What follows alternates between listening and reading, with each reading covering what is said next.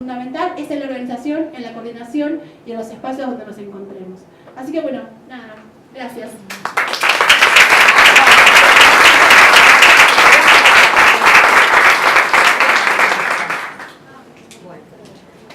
Bueno, sin duda las compañeras dejaron muchísimas cosas para seguir pensando. Siempre queda corto cuando charlamos de estos temas. Queríamos no dejar pasar un espacio de intercambio que vamos a abrir ahora en breve.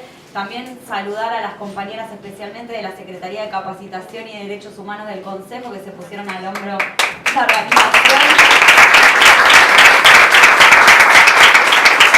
Y también extender la invitación a ocupar los distintos espacios que tenemos dentro del Consejo Profesional. Por un lado, esto que nombraba la negrita está recontra abierto para todos y para todas, para reuniones de espacio de trabajo, para colectivos de los que estén participando. Ocupar el espacio del Consejo para nosotros es fundamental porque no nos interesa que sea la institución que regula la matrícula, sino que sea un espacio que efectivamente se constituya como un lugar de organización colectiva, como decíamos al principio, con una presencia en las luchas sociales, de donde podamos pensar acciones contra la precarización laboral, contra la precarización de la política pública y todas las cuestiones donde podamos aportar para generar una lucha en definitiva en contra de las explotaciones y las opresiones que sufrimos dentro de nuestra tarea cotidiana y también en nuestras vidas. Eso por un lado. Por otro lado, también decir que hay un montón de espacios de participación, como la Secretaría de Trabajo, como la Asamblea de Delegados y Delegadas, y la verdad que para nosotras y nosotros quienes formamos parte de este consejo nos interesa seguir promoviendo que esta institución sea un espacio democrático y plural, y lo cierto es que la única forma de poder generar esas condiciones es con participación, donde seamos cada vez más compartiendo el espacio, donde podamos hacer un intercambio de nuestros posicionamientos, de las reflexiones que vamos realizando en lo cotidiano, así que la invitación más que abierta a seguir ocupando ese lugar.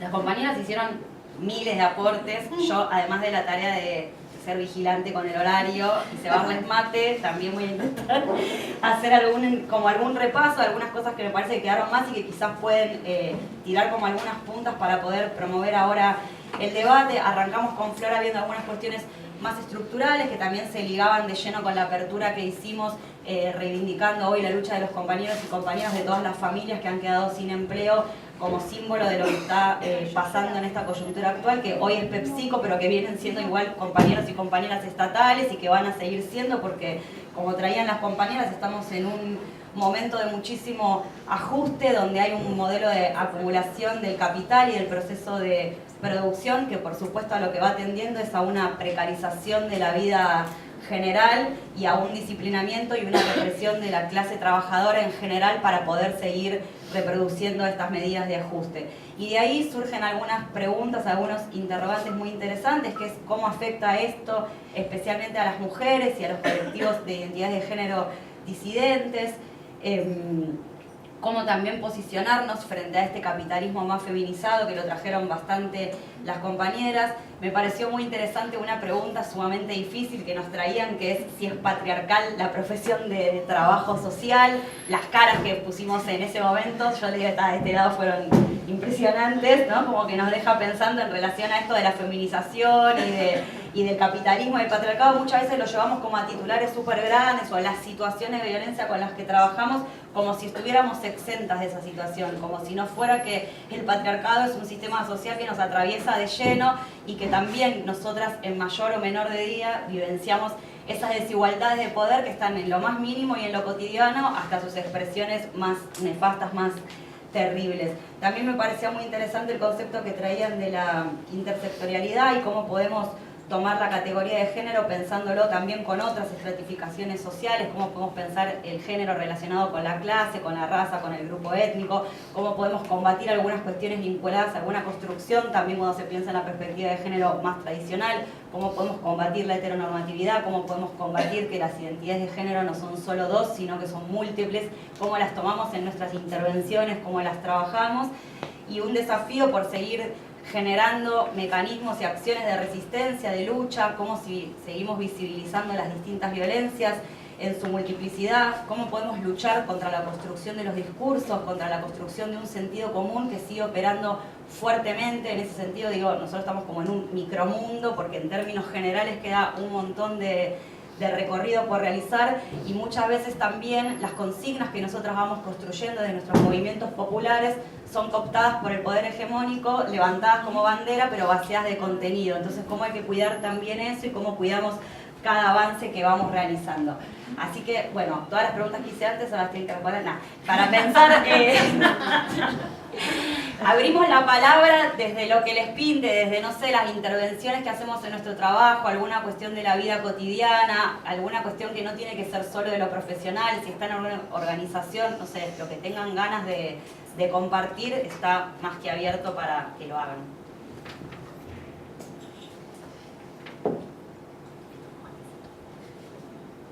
Después no alcanza el tiempo, nada más. Empezamos a decir que cerramos. Anímense que cerramos así. Gracias por... Bueno, ustedes no sé si quedó algo. Bueno, pregunto. Quería saber en qué espacio de salud trabajabas, en qué programa, sí. Estoy hace muchos años en un centro de salud de la zona sur, que es el CESAC 32, del barrio Charrúa, y desde hace un poquito más de un año estoy coordinando la residencia y la concurrencia de trabajo social. Bien. Después te voy a pasar mi mail. Yo trabajo en la Dirección Nacional de SIDA, en el área de prevención, y nosotros, bueno, la Dirección de SIDA tiene un trabajo bastante interesante en lo que es las organizaciones de diversidad sexual. Hace muchos años que vienen con un recorrido, más que nada el área de prevención, que quizás está transversal a toda la dirección, que son los espacios de tratamiento y otras áreas de la misma dirección, pero me parecía interesante que siempre se escapan cosas en relación a la intervención con perspectiva de género o cómo trabajarlo, más que nada con los equipos de salud. Como dirección nacional hay muchas cuestiones que resolvemos, que intentamos resolver, pero en el encuentro con los equipos de salud para trabajar algunas cuestiones de cuidado y prevención, hacemos agua, y entonces me parecía interesante tus aportes y la presentación más que nada como para sumar cosas.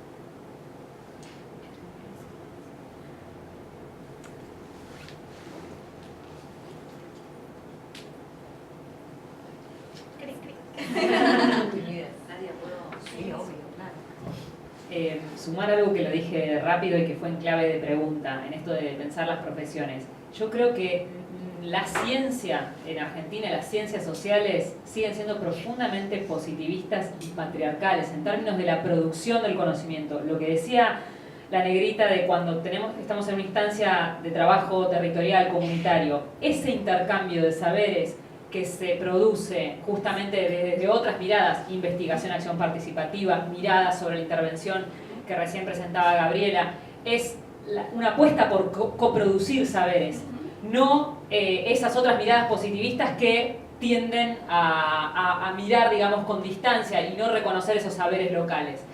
Eso, una primera aclaración que tiene que ver con pensar nuestros procesos de formación en las universidades. Yo creo que en la Universidad Argentina hay una mirada profundamente positivista en todos, sociología, antropología, trabajo social, comunicación, digo, diferentes miradas, lo cual es altamente preocupante porque estamos hablando de las ciencias sociales. Y al mismo tiempo, haciendo un paralelo con lo que presentaba Gabriela, yo lo tiré en clave de pregunta para pensar dos cuestiones. Primero, lo que contaba Gabriela cuando se conforman equipos de interacción con centros de salud, instancias donde el poder médico se ve en todo su esplendor.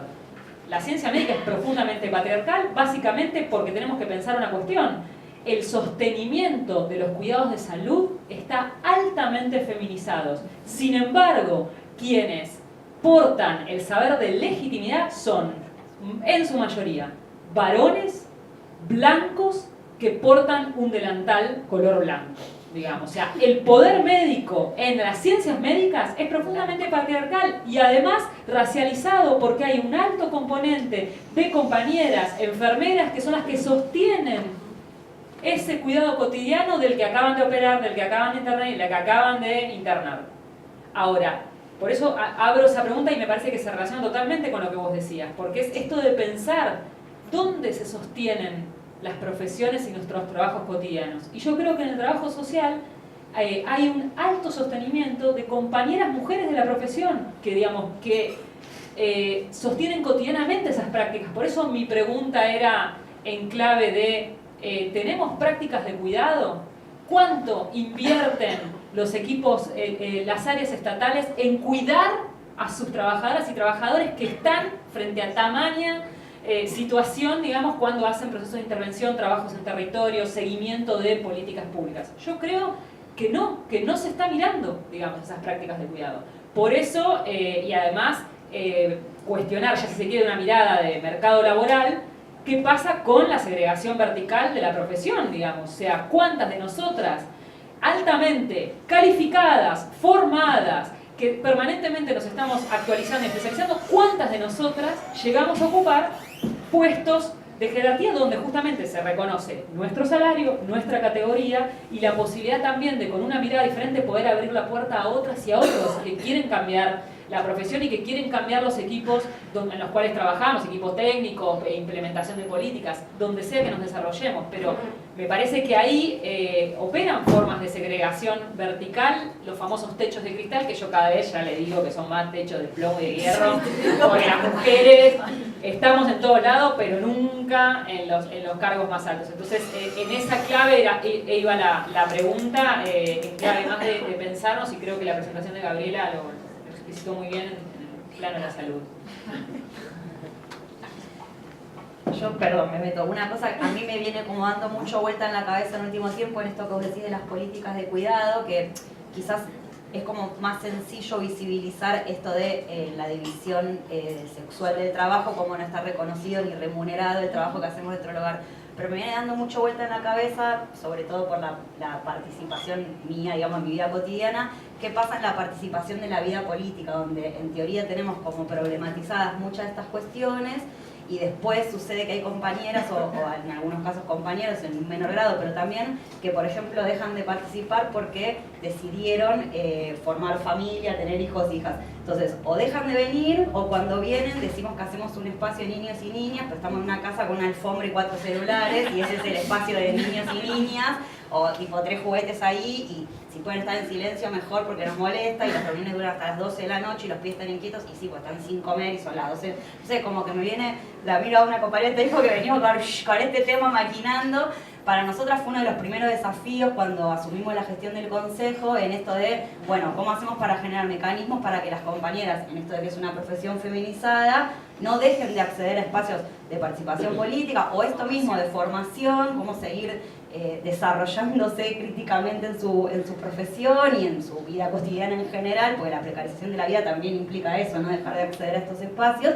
Y ahí fue la creación del espacio de niños y niñas como una cuestión, por un lado, defensa de condiciones laborales para acceder a estos espacios que no son promovidos en el trabajo, pero también de que no haya una desigualdad respecto al género.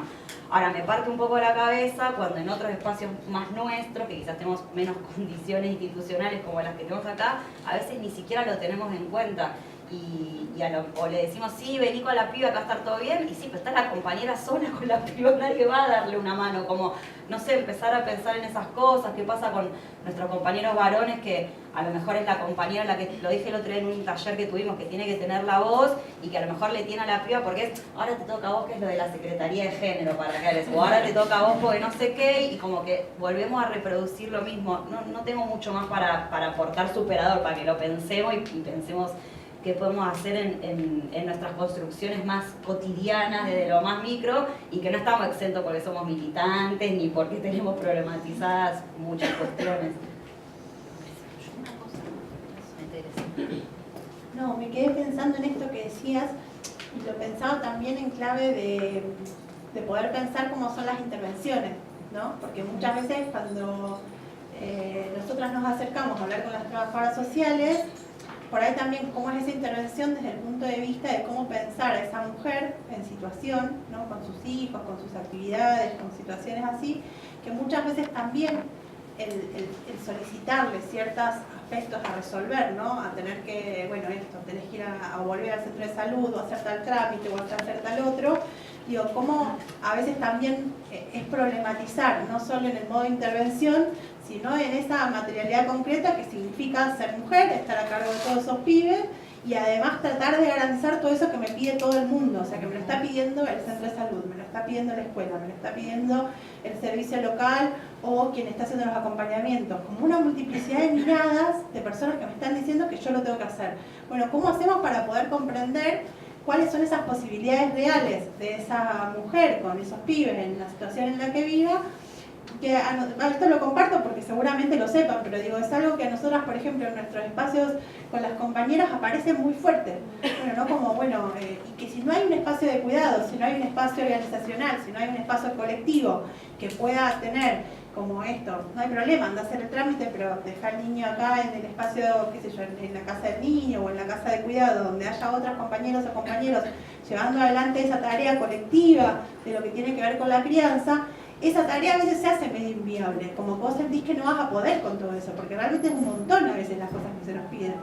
Y por ahí como hacer esa revisión de, bueno, cuántas cosas nosotras realmente, digo, ¿no? Desde el rol profesional, bueno, cuántas cosas muchas veces solicitamos a otras y pues si nos pensamos nosotras, haciendo esa multiplicidad de tareas, además de laburar más de 8 horas cada una, se nos recontra complica, ¿no? La vida, los horarios y todo eso. Entonces, bueno, me parece que eso también está bueno para pensarlo, el cómo dentro de los modos de intervención, es decir, bueno, la complejidad que significa realmente problematizarnos desde un modo antipatriarcal y realmente desde una perspectiva de género, poder atravesar, bueno, cómo son esas intervenciones, cómo son esos encuentros para poder llevarlos adelante. Y en función de lo que vos decías, de los espacios por ahí más de representación militante o social, me parece que también es algo que cuesta mucho tomar la palabra, cuesta mucho ocupar esos espacios y que siempre a veces tiene que ver con el que delegamos en quién lo hace mejor. Y no importa si es varón, o sea, generalmente son varones, o mayoritariamente, pero muchas veces también lo hacemos con compañeras, digo, como que muchas veces es bueno, pero ella habla mejor, entonces no, y pasamos la posta. Digo, como ese modo de manejarnos que tiene que ver más con un modo hasta patriarcal de decir, bueno, no, todas podemos decir, cada una desde nuestro lugar, desde nuestra práctica concreta, desde nuestra experiencia de vida, tenemos algo para poder aportar, para poder pensar y reflexionar colectivamente. Y creo que eso es sumamente importante a la hora de poder pensar, el poder romper ciertos esquemas patriarcales que se nos dan en diferentes ámbitos. Puede ser en el laboral, puede ser en la militancia, puede ser en diferentes ámbitos en los que transitamos colectivamente, donde hay otras y otros. Digo, me parece que eso está bueno también ponerlo en juego, ¿no? La palabra. Mariana, vos hablaste de un programa, cuando ustedes hicieron el 4 de mayo el acampe. ¿Cuál es ese programa que nunca lo escuché? Ah, el PADU. El PADU se llamaba. Era programa de ayuda urgente, una cosa así, pero no existe más. Ah, objetivamente. Yo sabía por ahí de que Ellas Hacen. No, el Ellas Hacen depende del Ministerio de Desarrollo Social de Nación, que estaba previsto, que era muy parecido como Una Argentina Trabaja, pero nada más, que iba más orientado, bueno, por ahí hay compañeras que trabajan en el Ellas Hacen, pero que iba más orientado a lo que tenía que ver con capacitaciones específicas sobre oficios o diferentes tareas, a donde cobraban un subsidio del Ellas Hacen. El PADU era un programa que de hecho no existe más, que es de ayuda urgente, que es sobre un cobro exclusivo y por única vez de un cierto monto de dinero. En realidad, en que es... eso no soluciona el problema que vos decías. No, pero lo que sí... Que tienen independencia, no, obviamente, que la solución sería poder tener un trabajo estable, en blanco, un montón de cosas. Lo que hace el PADU es poder... Y digo, eso también a nosotras nos pasa, es que muchas veces vos necesitas hacer poder sacar a una compañera de su vivienda porque está realmente en una situación muy al límite extrema de una situación de violencia. Y realmente, entre que haces el trámite por lo del alojamiento en hoteles o encontrás un lugar, realmente esa ayuda urgente, por ahí que no existe a nivel económico, digo, no pasa a los 15.000 pesos, digo, o sea, para que tomemos noción de lo que estamos hablando como ayuda urgente económica. Pero realmente para las compañeras que viven en situaciones muy precarias y a donde por ahí vos por esa plata te podés ir al conurbano a alquilar una casilla o algo hasta poder conseguir organizarte, realmente es una ayuda inmediata que realmente nos ayuda. Vos pensás que todo lo que nosotros lo hacemos sin financiamiento del Estado, todo tiene que ver con una cuestión de autogestión y organización. Que ahí hay que trabajar, ¿no? Con las políticas públicas y tratar tratar de conseguir recursos, pero que no sean por única vez nada más, porque en definitiva no se le soluciona el problema a esa mujer que es víctima de violencia, que después de efectuar la denuncia, ¿no es cierto?, y ese hombre, ya sea por las medidas cautelares, que es exclusión, que no se puede acercar, ¿qué hace esa mujer?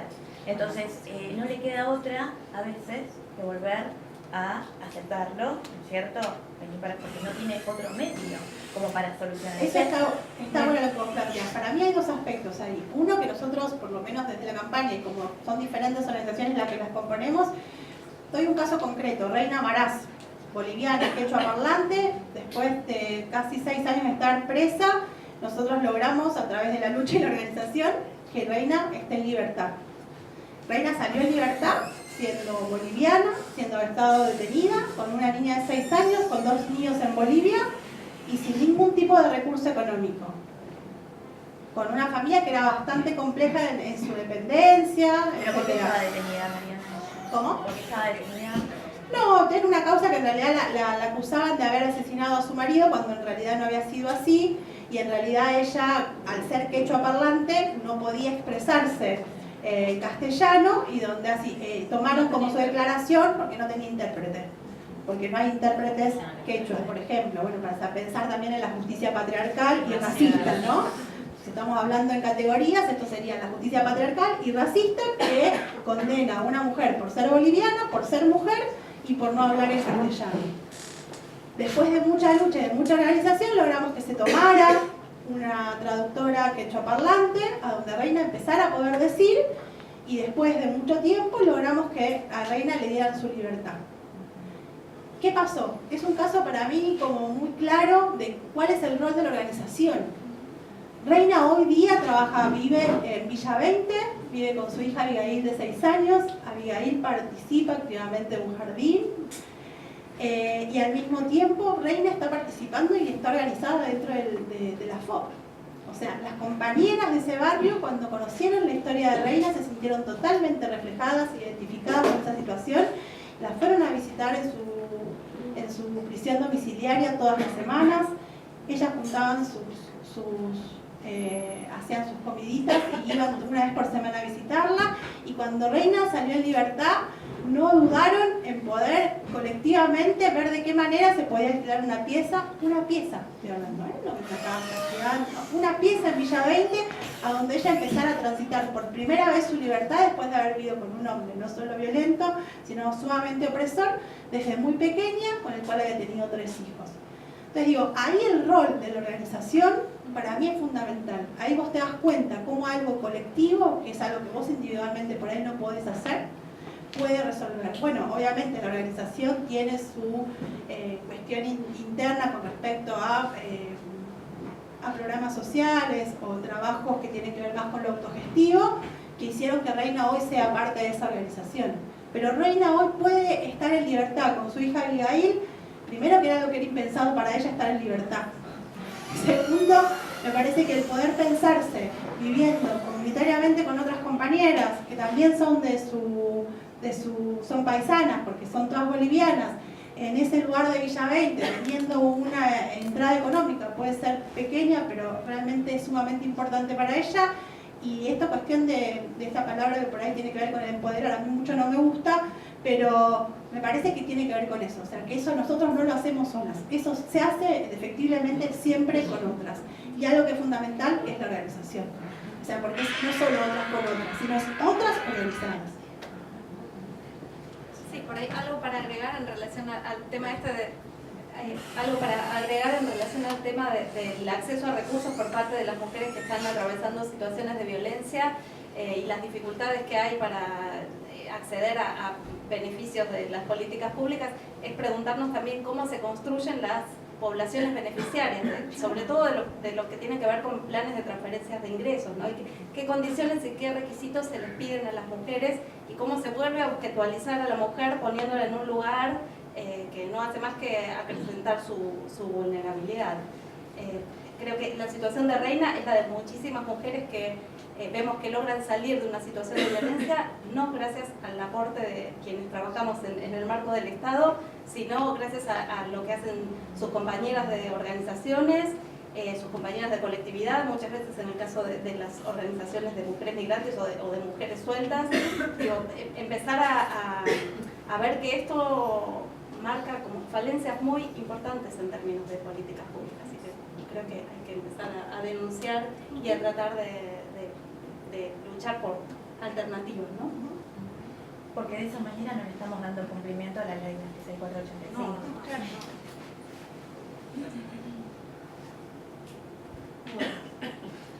¿Algún comentario más? ¿Algo final? Ya estamos.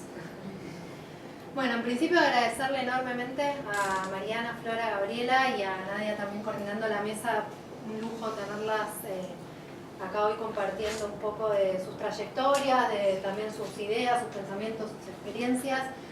Creo que nos vamos con aportes, pero también con mucho para seguir pensando y pensándonos, ¿sí? Como decía hoy Nadia, es algo que nos atraviesa en la vida cotidiana, que nos atraviesa profesionalmente, y que creo que la clave o la palabra que nos sirve para pensar cómo seguir es lo colectivo, la organización, lo colectivo, la red, y que bueno, es de esa manera en que vamos a poder encontrar respuestas superadoras, porque evidentemente, por lo menos desde el Estado, no las estamos teniendo. Entonces, bueno, buscar estos espacios de organización social, de organización de colectivo profesional para pensar esto, respuestas superadoras, para acompañarnos y articular y colaborar también en nuestros procesos de intervención de otra manera, ¿sí? Les agradecemos también que hayan participado, que se hayan quedado hasta el final. Volvemos a insistir en que el Consejo está abierto a la participación y que es otra instancia que podemos tomar y aprovechar y hacerla nuestra para pensarnos y para seguir pensando en nuestra profesión y nuestras intervenciones. Así que bueno, simplemente cerrar, agradecerles y bueno, seguramente habrá otra jornada porque nos queda muy corto en 2 horas poder abarcar todos los temas. Bueno, nos vemos.